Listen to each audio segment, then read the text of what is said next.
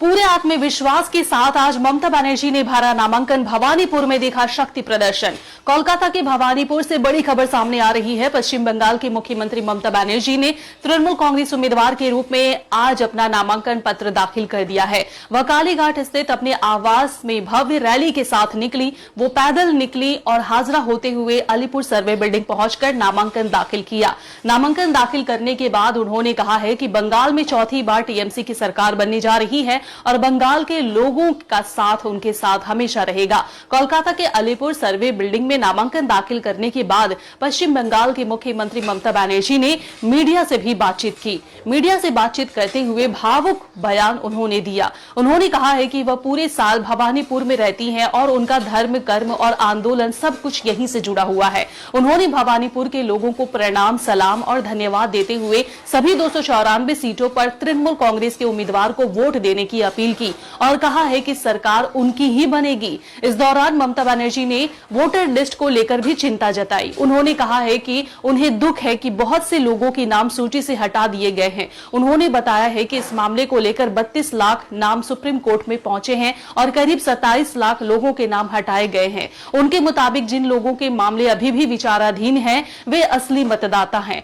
और उन्हें वोट देने का अधिकार मिलना चाहिए। उन्होंने सवाल उठाया है कि नामों को फ्रीज करने का क्या मतलब है और कहा है कि वह इस मुद्दे पर फिर से न्याय की मांग करेंगे। इस दौरान उनके साथ मेयर फिरहाद हकीम समेत कई पार्षद, पार्टी के नेता और कार्यकर्ता मौजूद रहे। इसमें बड़ी संख्या में उनके समर्थक और लोगों की भीड़ देखने को मिली, जिससे पूरे इलाके में राजनीतिक माहौल गर्म हो गया। इस नामांकन के जरिए मिनी इंडिया भवानीपुर का संदेश देने की कोशिश की। क्या कुछ सीएम ममता बनर्जी ने कहा, आइए सुन लेते हैं। আপনাদের সকলকে বলি, আমি 365 দিন এখানে থাকি। আমার ধর্ম, কর্ম, বর্ণ, আন্দোলন সবকিছুই ভবানীপুরকে ঘিরে। আমি ছোট্টবেলা থেকে এখানেই আছি, এখানেই থাকি, এখান থেকেই আমার সবকিছু। এবং তাই ভবানীপুরের মানুষদের আমার ধন্যবাদ, আমার নমস্কার, আমার সালাম, আমার জয় জিনেন্দ্র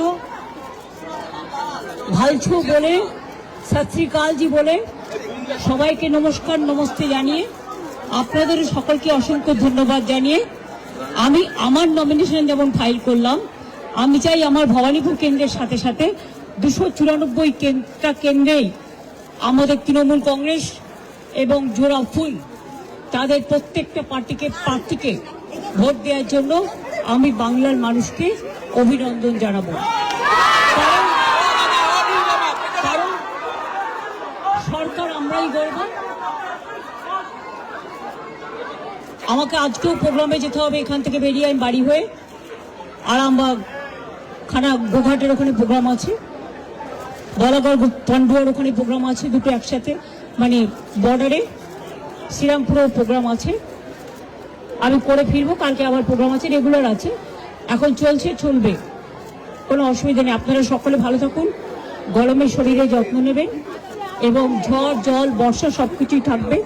সকলে তার মধ্যে ভালো থাকবেন, সুস্থ থাকবেন, সুন্দর থাকবেন।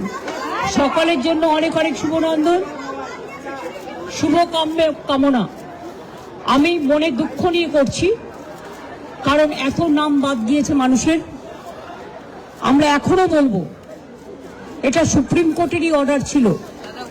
32 লক্ষ নাম উঠেছে 1,20,00,000-এর মধ্যে, সেটাও আমার কোর্টে কেস করার জন্য। বাদ বাকি 58 লাখ খোলাই হয়নি। তার মধ্যে কিছু বাদ হতে পারে যারা ডুপ্লিকেট ভোটার বা মৃত ভোটার। বাদ বাকি এমনকি অ্যাডজুডিকেশনে যে 27 লাখ কয়েক হাজার বাকি আছে, 50,000-এর 60,000-এর মতো, তাদের ভোটাধিকার দেওয়া উচিত বলে আমি মনে করি। পরে নাম তুলে কি হবে? তারা তো ভোটটা দিতে পারবে না। সুতরাং এটা তো সুপ্রিম কোর্টেরই অর্ডার ছিল।